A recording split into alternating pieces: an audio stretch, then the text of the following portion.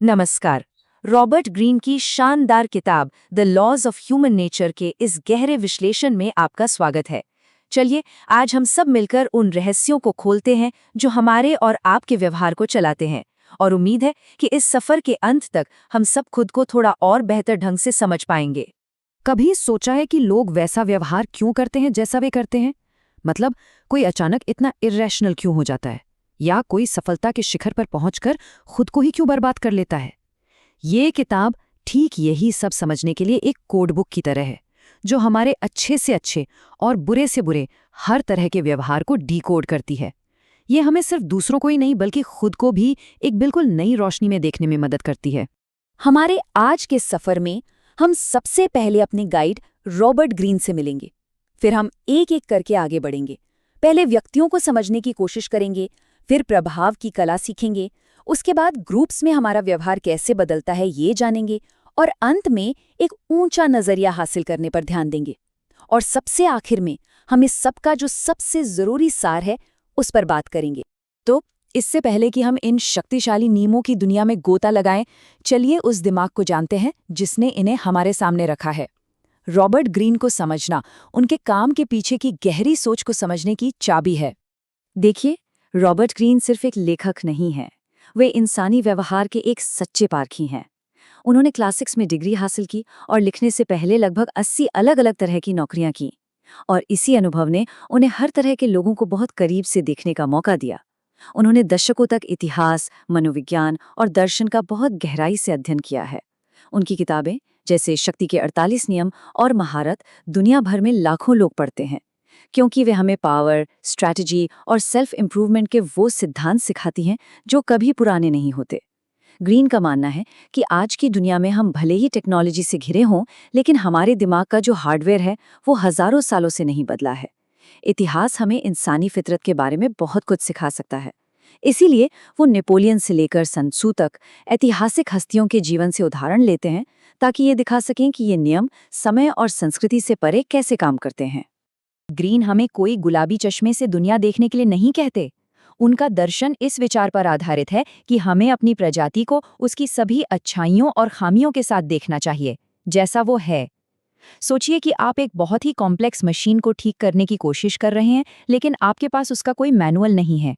ये किताब वही मैनुअल है। ये हमें ये समझने में मदद करती है कि हमारे और दूसरों के अंदर असल में क्या चल रहा है, ताकि हम सिर्फ भावनाओं में बहकर रिएक्ट करने के बजाय सोच समझकर काम कर सकें। ये हमें मानव स्वभाव का गुलाम बनने से बचाकर उसका मालिक बनने का रास्ता दिखाती है। तो हमारी यात्रा शुरू होती है व्यक्तियों को समझने से। ये पहला खंड उन बुनियादी ताकतों पर फोकस करता है जो हमारे पर्सनल बिहेवियर को आकार देती हैं। समझिए कि ये वो नींव हैं जिन पर बाकी सब कुछ टिका है। हम सब यही सोचना पसंद करते हैं कि हम बहुत लॉजिकल हैं, है ना? लेकिन ईमानदारी से सोचिए, आखिरी बार कब आपने गुस्से में या बहुत ज्यादा एक्साइटमेंट में कोई फैसला लिया और बाद में पछताए?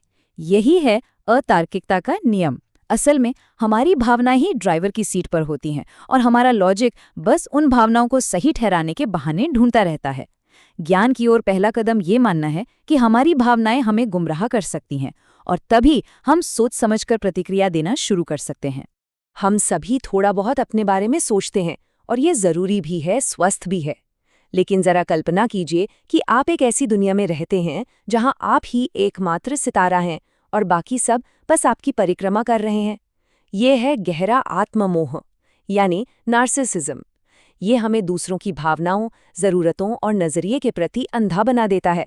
इसका इलाज है सहानुभूति, यानी खुद को दूसरों की जगह रखकर देखने की क्षमता। ये हमें दुनिया का एक सच्चा और ज़्यादा जुड़ा हुआ नज़रिया देता है। हम सब समाज में एक भूमिका निभाते हैं, एक मुखौटा पहनते हैं। लोग वही दिखाते हैं जो वे चाहते हैं कि दूसरे देखें, जैसे एक कॉन्फिडेंट प्रोफेशनल, एक खुश मिजाज दोस्त।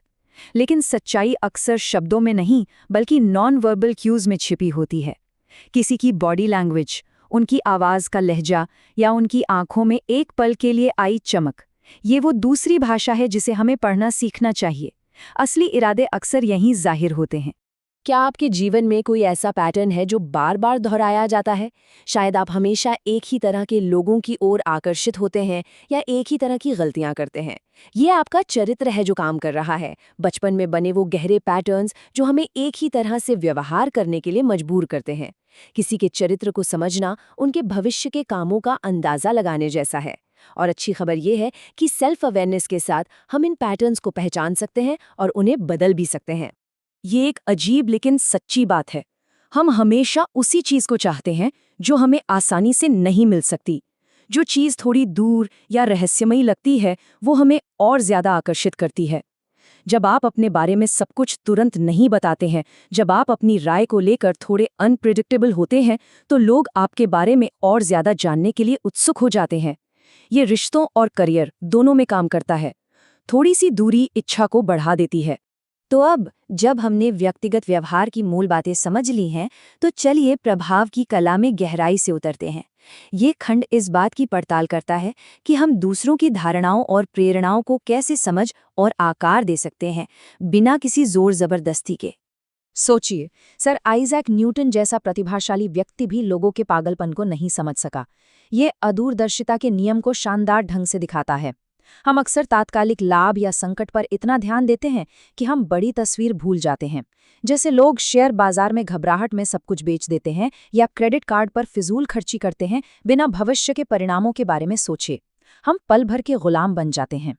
कभी किसी को ये बताने की कोशिश कीजिए कि वो गलत हैं, और फिर देखिए क्या होता है। वो तुरंत डिफेंसिव हो जाएंगे और आपकी बात सुनना ही बंद कर देंगे। लोगों को प्रभावित करने का राज उन्हें ये महसूस कराना है कि उनका सम्मान किया जाता है। जब आप उनकी बुद्धिमत्ता और पसंद की आज़ादी को स्वीकार करते हैं, तो उनकी दीवारें गिर जाती हैं और वे आपके विचारों को सुनने के लिए ज़्यादा तैयार हो जाते हैं। बहस जीतने से ज़्यादा ज़रूरी है दिल जीतना। हमारा नज़रिया एक लेंस की तरह है जिससे हम दुनिया को देखते हैं। यदि आपका लेंस गंदा और खरोच वाला है, यानी एक नेगेटिव और डरा हुआ एटीट्यूड, तो सब कुछ धुंधला और निराशाजनक दिखाई देगा। आपको हर जगह बस समस्याएं दिखेंगी। लेकिन अगर आपका लेंस साफ और विशाल है, तो आप हर जगह मौके और संभावनाएं देखेंगे। आपकी मानसिकता सचमुच आपकी असलियत का निर्माण करती है। हम सभी के अंदर एक अंधेरा पक्ष होता है, वो हिस्से जिन्हें हम दुनिया से छिपाना पसंद करते हैं, जैसे गुस्सा, स्वार्थ या ईर्ष्या।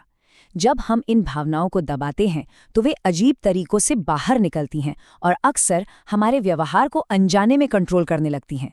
अपनी इस छाया को स्वीकार करना और समझना खुद को पूरी तरह से स्वीकार करने जैसा है। ये हमें खुद पर बेहतर नियंत्रण देता है और दूसरों में भी इन छिपे हुए लक्षणों को पहचानने में मदद करता है। ईर्ष्या एक शांत जहर की तरह है जो रिश्तों को नष्ट कर सकती है। यह अक्सर तब पैदा होती है जब हम अपनी तुलना दूसरों से करते हैं और खुद को कम महसूस करते हैं। अगली बार जब आप किसी से ईर्ष्या महसूस करें तो इसे एक संकेत के रूप में देखें। इसे विनाशकारी आलोचना में बदलने के बजाय इसे अपनी प्रेरणा के रूप में इस्तेमाल करें। उनकी सफलता की प्रशंसा करें और खुद से पूछें, मैं इससे क्या सीख सकता हूं और खुद को कैसे बेहतर बना सकता हूं।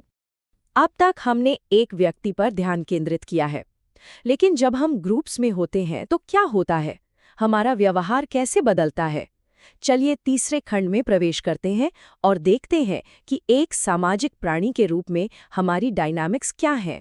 सफलता खतरनाक हो सकती है। यह हमें ये सोचने पर मजबूर कर सकती है कि हम सब कुछ जानते हैं और कभी फेल नहीं हो सकते। इसे सफलता का भ्रम कहते हैं। इतिहास ऐसे लोगों की कहानियों से भरा पड़ा है जो सफलता के शिखर पर पहुंचे और फिर अपनी इसी भव्यता और असलियत से संपर्क टूटने के कारण गिर गए। कुंजी ये है कि महत्वाकांक्षी बने रहें, लेकिन साथ ही जमीन से जुड़े रहें और ये याद रखें कि सीखने के लिए हमेशा कुछ और होता है। यह उदाहरण लैंगिक कठोरता के नियम का सार बताता है। हम सभी में मैस्कुलिन और फेमिनिन दोनों तरह की ऊर्जाएं होती हैं, दृढ़ता और पोषण, तर्क और भावना। समाज अक्सर हमें एक भूमिका में धकेलता है जिससे हम अपने दूसरे आधे हिस्से को दबा देते हैं। अपनी प्रकृति के दोनों पक्षों को अपनाने से, यानी अपने पूरे स्व को अपनाने से, हमारी सोच में एक नई गहराई, क्रिएटिविटी और लचीलापन आता है। बिना उद्देश्य के जीवन एक बिना पतवार की नाव की तरह है जो लहरों के साथ बस कहीं भी बहती जाती है। लेकिन जब आपके पास एक स्पष्ट उद्देश्य होता है, एक लक्ष्य या एक मिशन, तो ये एक शक्तिशाली इंजन की तरह काम करता है। ये आपको मुश्किलों के तूफानों से बचाता है, आपको दिशा देता है और आपके हर काम को एक मतलब देता है। ये वो अंदर की ताकत है जो आपको हर सुबह बिस्तर से उठाती है। अकेले में हम काफी तर्कसंगत हो सकते हैं, लेकिन एक भीड़ में एक अजीब बात होती है, हम ग्रुप की भावनाओं में बह जाते हैं, चाहे वो ऑनलाइन हो या असल जिंदगी में। इसे ग्रुप थिंकिंग कहते हैं, जहां हमारी खुद की सोचने की क्षमता कम हो जाती है। इस पागलपन से बचने का एकमात्र तरीका है कि आप सचेत रूप से अपनी स्वतंत्रता बनाए रखें। हमेशा सवाल पूछें, क्या मैं इससे सहमत हूं क्योंकि हर कोई है, या क्योंकि मैं वास्तव में इस पर विश्वास करता हूं। और अब हम नियमों के अंतिम खंड पर आते हैं, जो उन बड़ी शक्तियों से संबंधित हैं जो हमारे जीवन और समाज को आकार देती हैं।